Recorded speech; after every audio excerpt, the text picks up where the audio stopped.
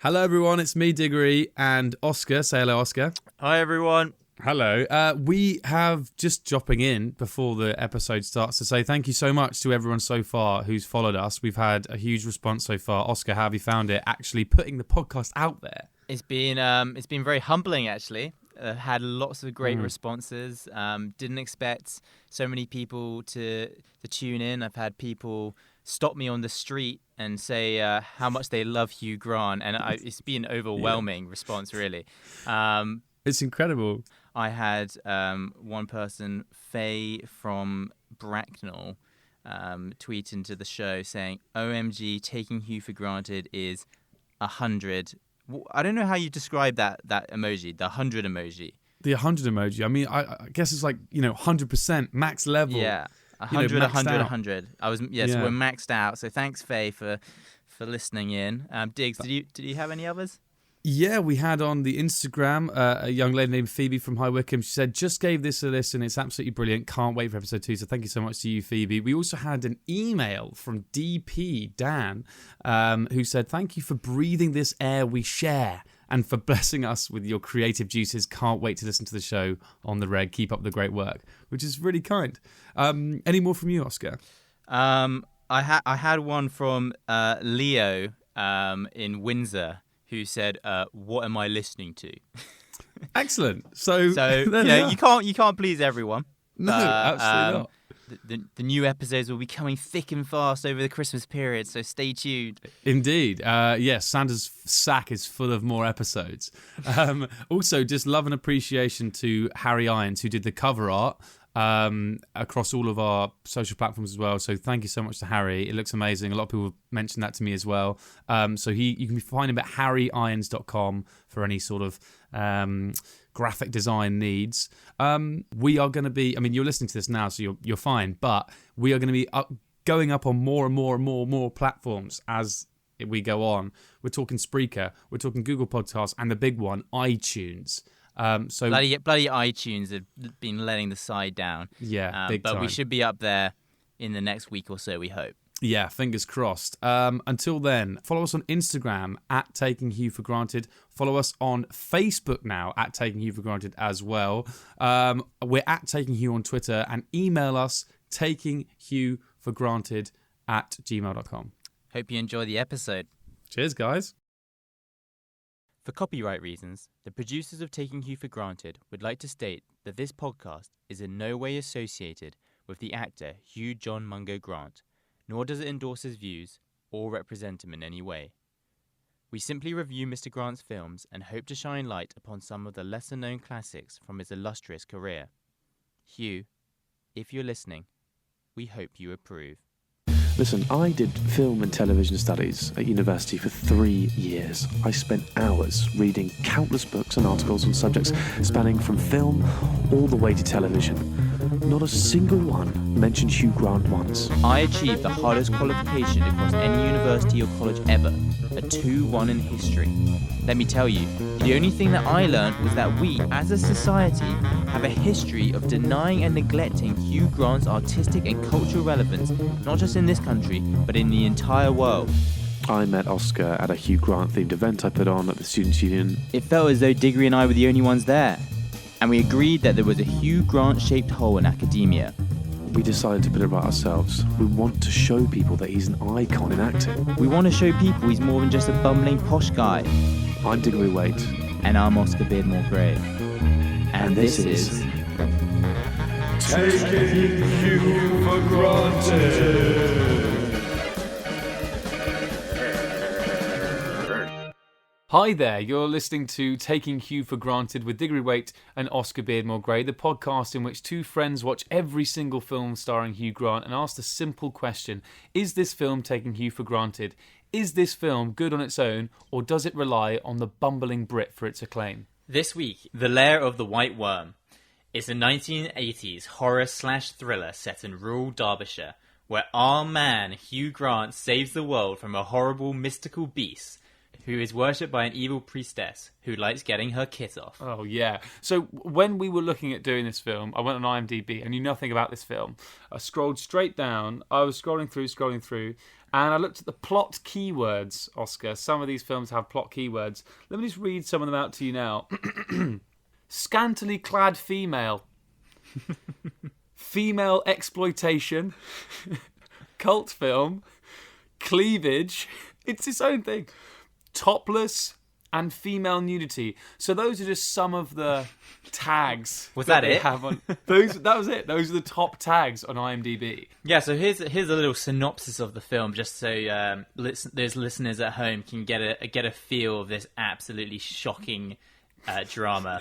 I mean, it's called a horror film. I don't know really what to call it because it was like a horror film, but is a thriller at the same time, drama, comedy, I would say as well. Yeah. So. So on a farm owned by Eve Trent and her sister Mary, young archaeologist Angus Flint, played by Peter Capaldi, discovers a large and inexplicable skull, which he soon deduces belonged to the Dampton worm, a mythical beast supposedly slain generations ago by the ancestor of the current Lord Dampton, Hugh Grant. Wait. When the skull suddenly disappears, strange things start to happen. And Angus begins to suspect the bizarre and serpentine Lady Sylvia Marsh. Together with his friends Mary and Lord James Dampton, Angus sets out to destroy the horrible white worm and his evil worshippers before they make a living sacrifice of the young Virgin Eve. Ken Russell's The Lair of the White Worm. I don't think it's going to go down as one of his best films. Look out the window. Look out the window. Look out the window. It's Hugh Grant in a Pret. Initial thoughts, like the first scene is what Peter Capaldi digging up. Peter Capaldi looks completely different to what he does now. Yeah. I mean, obviously, this film was 30 years ago, but I almost thought it was Hugh Grant. I was like, is that Hugh Grant? Because they have quite a similar look.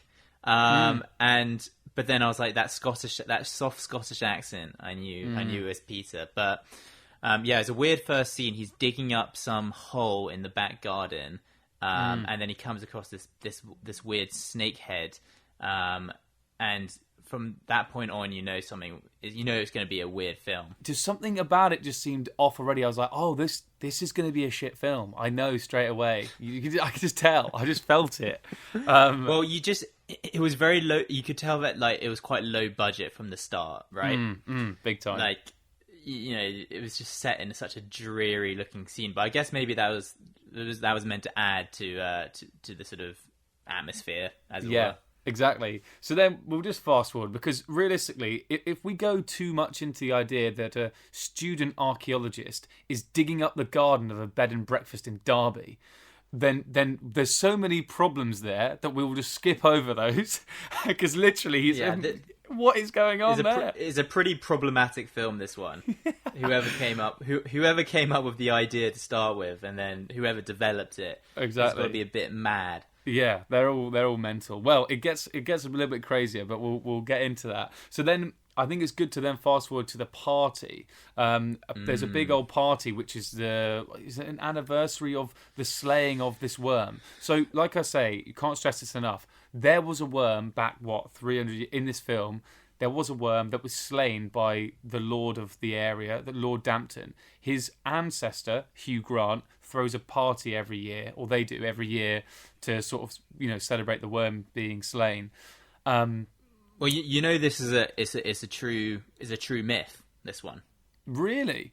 Yeah, the Dampton worm. No way. It's based on a true sort of mythical creature that lived in the River Wear in Durham. That's why I was a little bit confused by this as well, because it's meant to be set in Derbyshire, but their accents were so northern. The two girls, that I was I didn't know exactly where they were meant to be. But anyway, Lord Dampton has held a sort of party for the hoi polloi at his mansion every year, and that's where obviously Hugh comes in.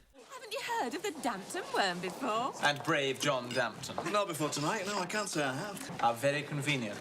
Welcome to Dampton Hall, Mr. Flint. Angus Flint. The archaeologist. And I'm James Dampton. The landlord. Ah, the Dampton, what a... I didn't mean I'm sorry, I meant you must be connected. Quelle surprise, Hugh Grant is a lord who has a massive stately home and invites people there for a party. Surprise, surprise, everyone. If we're playing the Hugh Grant drinking game at home, you'll see straight away he's a lord. The first thing you see in him is, like, what's that, like almost Air Force-y get-up or military get-up? Yeah, well, isn't he wearing a sort of black tie in the first scene? Yeah, exactly, yeah. He's literally he wears that exact costume in Maurice. Yeah. And in White Mischief. Yeah, honestly, the guy, it's so classic. It's just such a look now. And he, straight away, is just chatting. He's very posh. He's a lord. Blah, blah, blah. Like, it's just Hugh Grant. We're back again. The guy is just such a staple already in his career. He's just the same character every single time. Oh, it's brilliant. And and like you said, we've hit the country home straight away. And I'm so happy about that. Because exactly. I was looking at the description of the film. I was like, I'm not sure we're going to hit the country house this one. And then it literally happens in the first scene. I was like, yes! Come on, exactly. Oh, jeez. And he was there. And he was delightfully bumbly and silly. He did a really... There's two moments in this film where he does a really nice Hugh Grantism, and maybe for me his quote of the film where he said, "Welcome to Dampton Hall, Mister," and asking his name without saying what's your name. He goes, "Mister," and waits for him. He does exactly the same thing later on in the film. He's talking to Sylvia, the vixen, who we'll talk about later, and he says, he'd like. She says, "Would you like some scotch?" And he said, "I'd like that." And then she says, "Sylvia." That's actually a really good one. That sort of rise in intonation and the. Yeah. But another one I've noticed is that he says, "Yes," like. Yes, I suppose. Yeah, yes, I suppose. You're so right. Yeah, he just lingers on that note for ages and then starts saying what he's going to say. You're absolutely right. Oh God, it's so good. But I don't think at least in that opening scene, you're not going to be disappointed with the Hugh Grant-isms. They're there in abundance.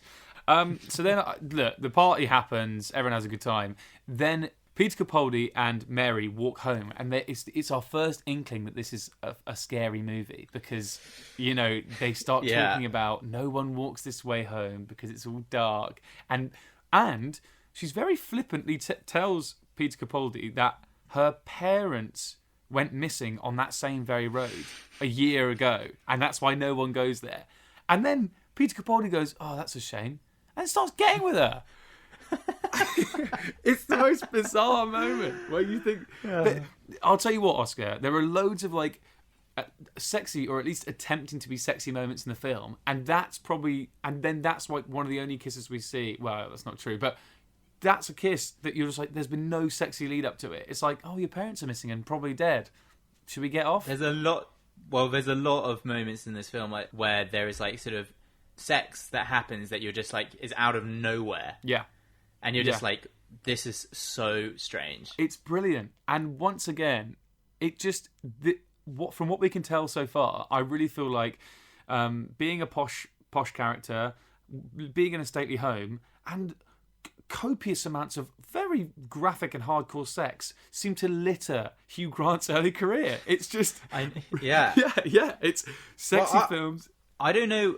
I was saying after I discussed the film, I was thinking about this yesterday. Is that nowadays people talk about their sex lives, relationships, etc., a lot more openly than they did in the sort of 1980s or whatever, and therefore that kind of chat was expressed in film a lot more than it was in society, and none other than the elite who would never talk about that stuff, even though it was definitely going on.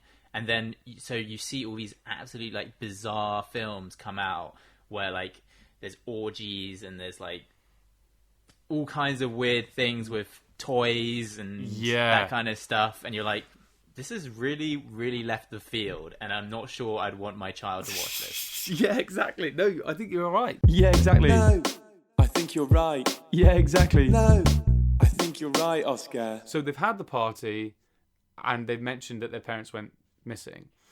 Angus Peter Capaldi unearths this head of a large snake. Now we're introduced to Lady Sylvia Marsh, who is part of, what's her house? Oh, Temple House is the name of her Temple House.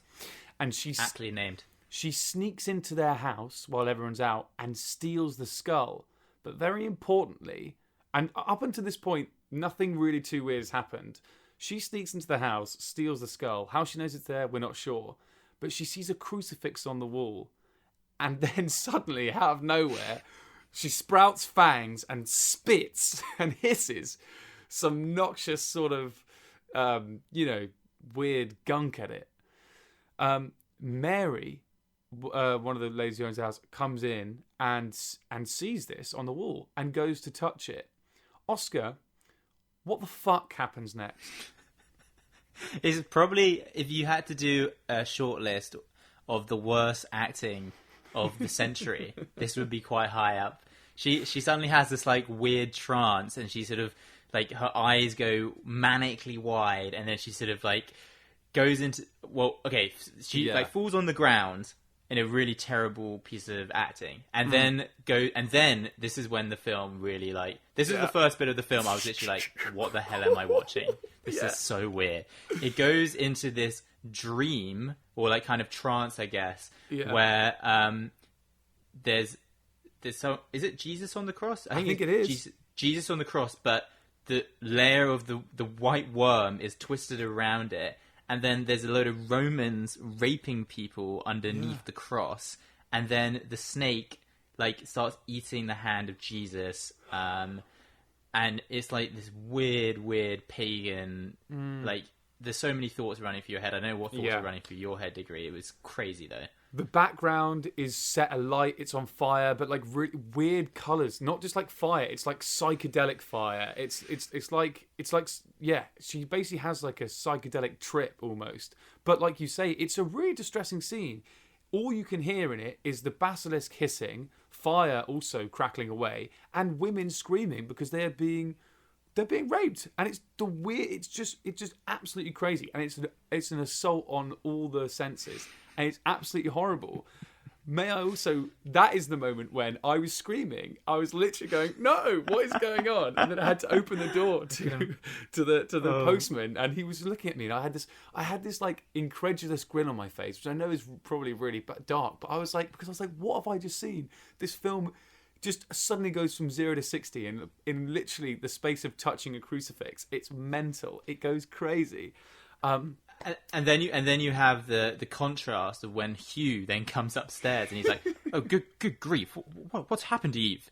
Let me help you. Tell me what's happened. And you're like, you have no idea, Hugh. You have no idea what's just happened. This poor girl has just seen probably the most shocking and distressing moment of her entire life. Yeah, of my entire life as well. Bloody hell. It's mental. It's absolutely mental.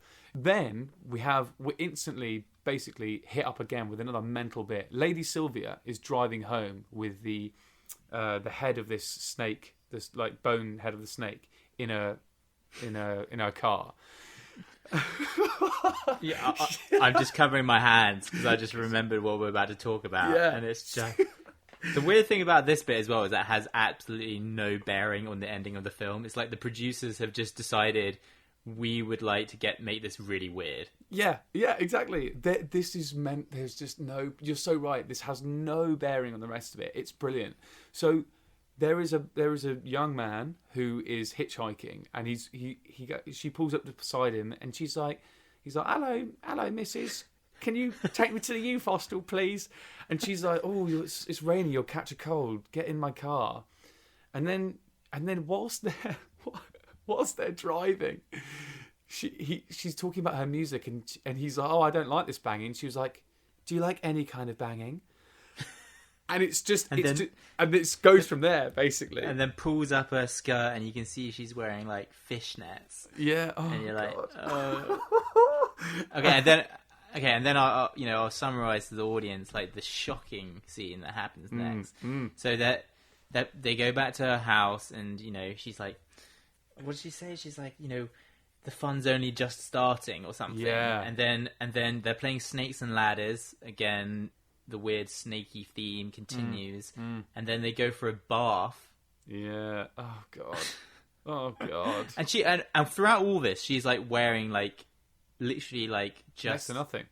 Yeah, literally next to nothing, which is also out of absolutely nowhere. Yeah. She takes his clothes off, asks him to stand up in the bath, then goes downstairs, and then... My, you are a fine growing boy.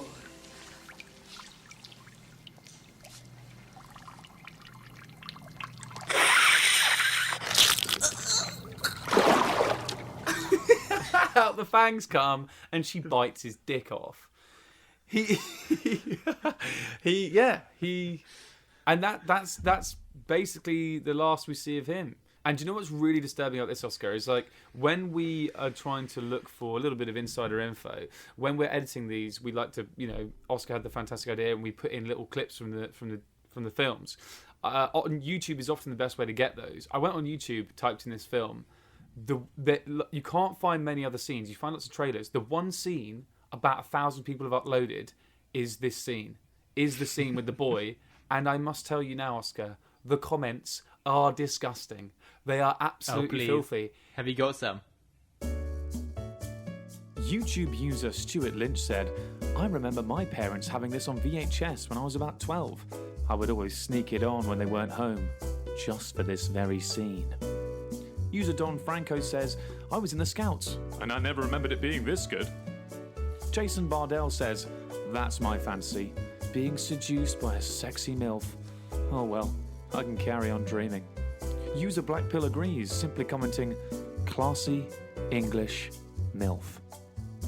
And Attila709 says, saw this movie years ago, and all I can remember is how sexy this woman was. Love to taste all of her nasties. Smiley face. Oh, God. The internet is a twisted place, isn't it?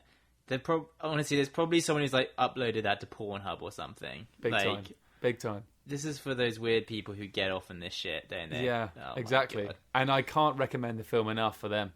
Yeah, if you're listening in, this is the one for you. If Exactly. you like kind of slightly out there stuff. Yeah, exactly, big time. But she's about to fully give him away, but then our boy Hugh Grant, James Dampton, bloody rings the doorbell and she has to go upstairs. Anyway, he's there to get rid of a snake. That's by the by. Some snake has bitten someone on her grounds. That doesn't really matter to the story. But they have an interesting conversation, and again, it's kind of sexy. And I think he leaves, and they have a kiss just before he leaves.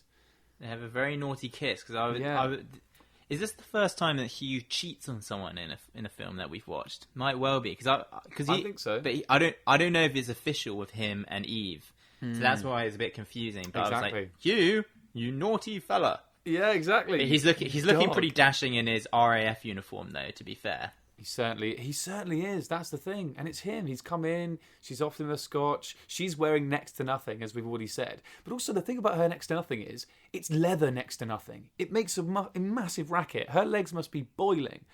I know.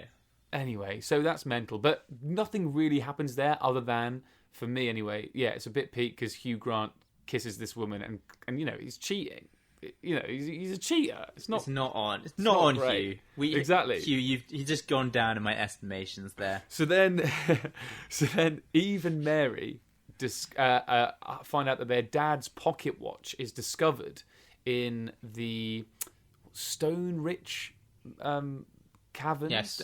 Yeah, something like that. Yeah, but which some spooky sounding place. Exactly, and they lie beneath Temple House where Lady Sylvia resides. Coincidence? Perhaps. I think not. Hugh goes to bed and has another weird dream sequence occurs. Oh Oscar? my word! If there weren't enough weird scenes in this film, this is probably the weirdest of the lot. Mm-hmm. Yeah, big time. It's you know what? I mean, we're obviously yet to watch all the rest of his films, but this is probably going to be up there with Hugh Grant's most bizarre scene in his whole filmography. Yeah. Yeah. I don't know. Do you want to run through it, or shall I run through this one? Because I need to brace myself before. Yeah, brace yourself for the hard landing. We can maybe piece it together as one. So this is why I thought he was in some pilot getup, because that's what it looks like. So he gets on so he's dreaming now. He gets on a plane, and he's sat there. The flight attendants are tending to him, and it's all fine. The two people are also on the plane, and they're strapped down. They are Eve and Mary's parents, and they're who are supposed to be. Yeah, they were killed. They're missing. They're dead, and they're being fed like some brandy or something. Then a new flight attendant comes over. Is this right? Well, I mean, the flight attendants are Eve, Sylvia, and Mary. Ah, right. Because then Sylvia comes in. Yeah, and then Sylvia comes in. And then what does she do? I can't remember. And starts sort of getting she gets it her on. leg out. She gets her leg Getting out. it on. Yeah. Starts flashing her leg around, like in a plane where there's like, the different sections of the plane, and you kind of go through. She starts like sticking her leg round, and he like starts flashing a lot of it, and then sort of comes over to Hugh. And then she like gives Hugh something to drink, which again looked like brandy. Then suddenly he's tied up, and then Sylvia starts like humping Eve on the floor, and they start having a fight. Your face. They start having a fight. Yeah, I know. Your face is just brilliant. It's just like so it's Eve and Sylvia. Yeah, but they start like they're not happy with each other, and they start fighting, and it's this film. So not only are they dressed very, I guess the word they're using is scantily, but also they're flight attendants, and they start like fighting on the floor. And then Sylvia like sort of straddles Eve. We keep cutting back to Hugh Grant's pen, a real close up on his pen, which has a bright red tip, and the pen, as this fight goes on, just starts lifting up and up and up. And it's not like we're focusing on the pen. No, this is a shot. It's a close up on the pen. It keeps cutting back to the pen. It's a clear innuendo. Metaphor. Indeed, yeah. And because when I watched it, the scene finished, and I was just like, was that an innuendo? And why? Like, there's nothing. There was nothing. Why is that happened? Like, there's no need for it. That's the thing, because it's like you kind of want there to be a reason to why he's turned on when they're fighting, but at no point is that returned to, and at no point is that perfect. It's just he's just sat there and gone, "This is fit," and that's it. Yeah, well, so we now know that Hugh's into lesbian shit, so that's cool. But also not even lesbian shit, but like lesbian shit where they're like trying to fight and attack and kill each other. It's like, what is going on? Stop me, oh, stop me. Stop me if you think that you've heard this one before. Stop.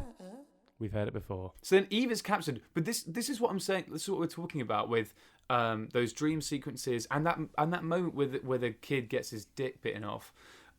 These are moments that don't really hold any weight on the story. And then it's at this moment Eve is captured, and James suddenly just pieces about 1,000 things together, and then just basically works everything out, and then goes, right, I'm setting a trap. Didn't you find that really like, whoa, this is really, it's not feasible at all that you'd work all that out?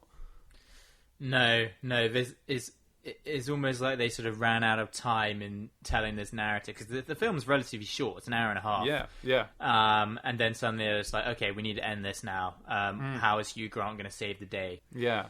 So then he sort of works it all out. They put some massive KRK rocket speakers on the roof, which is so weird. And they start playing. Yeah, they start playing, some sort of charming music. And so then serpent charming. Yeah, serpent charming music. So then Sylvia starts walking out of her house, and then not Eve, Mary and Peter Capaldi sneak in behind her. So then they go into her house to see what's up. Mary's bitten by her mum, who is still alive, but she's now a serpent lady. Right. And then doesn't she immediately then somehow transport all the way to Hugh's house and then sneak into Hugh's house and try and kill Hugh? Or is that the same person? Oh, yeah. Oh, sorry, the mum. Yeah, somehow is strange, because you think that the charming music should attract Sylvia, but in fact attracts the mum of Eve and Mary. And then, and then Hugh has to. Hugh gets such a good moment. Such a good moment. Gets the sword and slays this person, cutting her in half, and then it like disintegrates on the floor. It's like a kind of Stranger Things, but far worse animation. Like this sort of she melts into some kind of paste. And but Hugh looks good with a sword. I can tell you that. He looks great with a sword. Yeah, the lights all go out of the place. This serpent lady comes in. He grabs the first thing he finds, which happens to be a sword. She jumps up and slices her in half. It's amazing.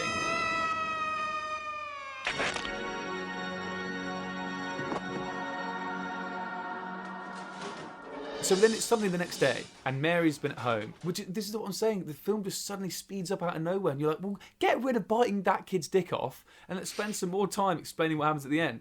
So it's the next day. Mary goes, the policeman's outside Mary's house, and the policeman's like, oh, we need you to come and examine your mum's body just to say who it is. We're going to stop at Sylvia's house because we're going to bring her in for questioning. And you think, hang on a minute, stop at Sylvia's house. I wonder what's going to happen there. They drive up to Sylvia's house, and she sees the policeman has 2 bite marks in his neck or something. He chases her down the hall. She's running away, and she's stopped in her tracks. There's a massive snake in front of her. What's she going to do? She turns around. There's the policeman serpent man. She turns around again. There's a massive snake. What's she going to do? What happens?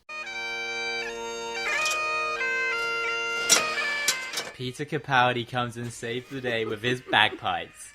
And I honestly think he was only casted in this thing because he was Scottish and therefore had to play the bagpipes. Yep. And then the bagpipe music obviously is sort of throws all the serpenty stuff into a trance. And then there's just this really, really great scene which will go down in history, or has gone down in history surely, where Peter Capaldi is being chased around this ancient mansion by the policeman with fangs.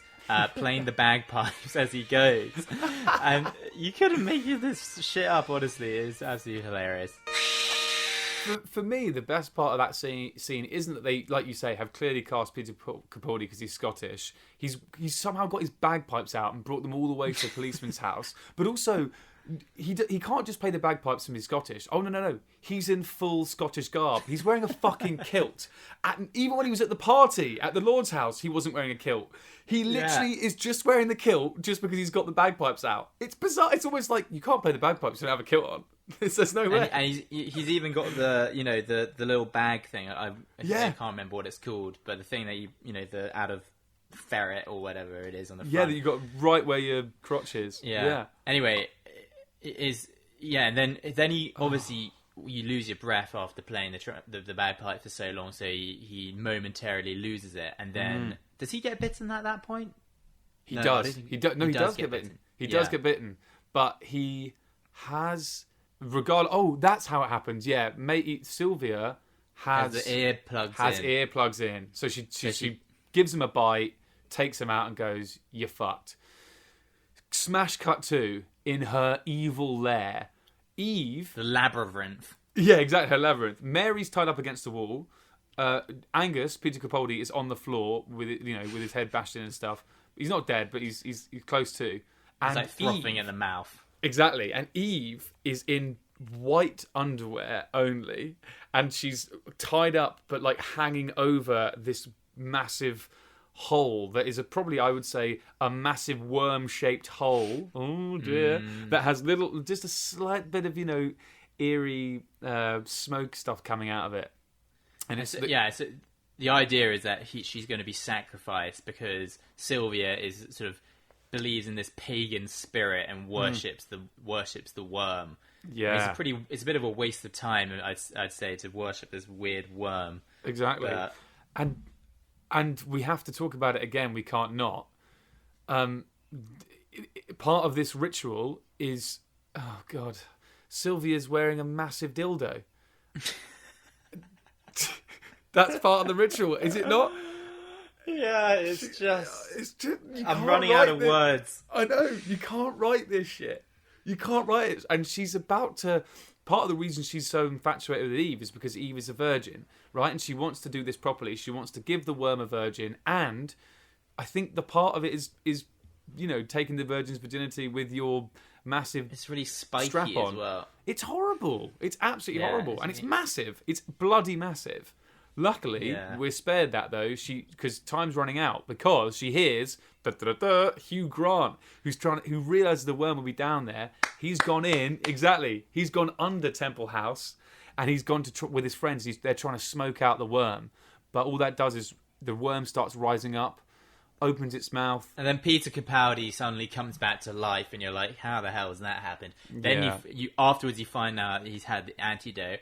He saves the day, pushes our poor dear Sylvia into the worm, which opens its mouth, looks like a stuffed toy. Yes. The animation's so terrible. Honestly, it looks like the kind of thing that like a group of year ones made in arts and crafts. And then he pulls that grenade from out of his in the little pouch in his kilt. So he's brought the bagpipes, he's brought the kilt, he's brought a fucking grenade, chucks the grenade down the worm's mouth, that explodes, flesh goes everywhere, and then it sort of just, did we not just then just cut straight to those two driving home? Pretty much. I mean, and then you have the classic horror film afterthought for the sequel, the sequel that never happened, shockingly. Exactly. This is embarrassing. Do you know what? This bit of the film, the rest of it you can kind of get away with. This is embarrassing. Peter Capaldi then gets a phone call, right? And he's used his antidote on himself and on Mary, I think, or Eve at this point, one of the two of them.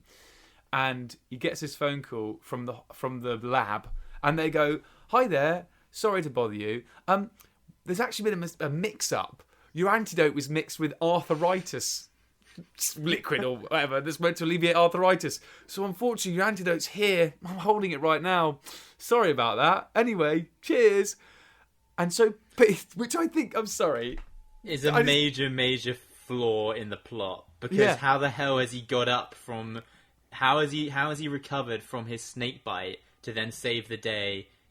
Because he was meant to have the antidote, and then the antidote actually wasn't the antidote. Yeah. It makes no sense. So they're driving along.